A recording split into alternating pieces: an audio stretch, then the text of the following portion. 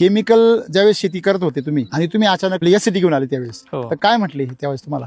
नाही ते खत बघूनच म्हणायचे हाताचा वास येतोय. म्हणजे नकोच म्हणायचे सगळे घरात. नाही, आता नाही वाचत का? रिझल्ट मिळाल्यामुळे वास गेला आता. हेच उत्तर मला ऐकायचं होतं. सगळे बडबड करायचे यांना. काहीतरी आणता काहीतरी टाकायला होतं तुम्ही काही पण सांगतात घरात पूर्ण यांना टॉर्चर. तुम्हाला फक्त आधार व्हिडिओचा.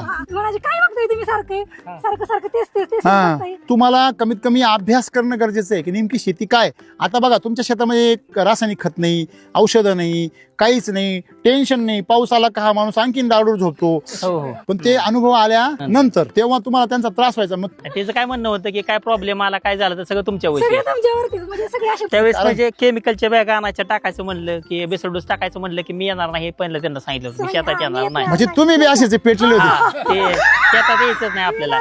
क्या बात आहे. वा येस.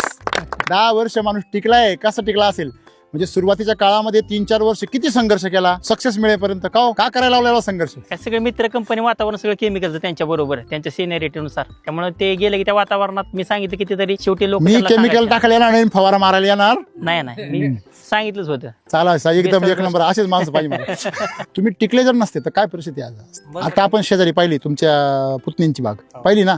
त्यांनी ते स्ट्रक्चरसाठी केली. झाडांना 4-5 फळे, काही जणांना 10-12 आहे, काही जणांना काहीच नाही. एकसारखं आहे का रिझल्ट? बागेचं आरोग्य गण चांगलं आहे, त्यांची मेहनत चांगली आहे, त्याच्याबद्दल शंका नाही. परंतु एवढा खर्च, त्यांचा खर्च किती होत असेल की बरोबर की नाही? केमिकलवर खर्च करूनही बागेत तुम्ही फळामध्ये काय आहे तफावत आहे का? बागेचे फोटो पाठवायचे व्यापाऱ्याला, फोटो विकत घे माझे, जमलं तर पाला आपण विकत नेतो. शेवटी फळच विकायचे की नाही.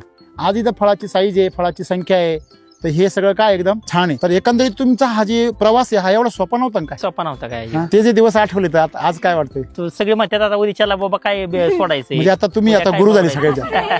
नियोजन असतं भाऊ बघतात म्हणजे हे बघतात सासू. हा मी सगळे सांगते पण हे करायचं ते करायचं कारभारी होऊन गेले आता. पण अगोदर किती दिवस केअर आवड आहे.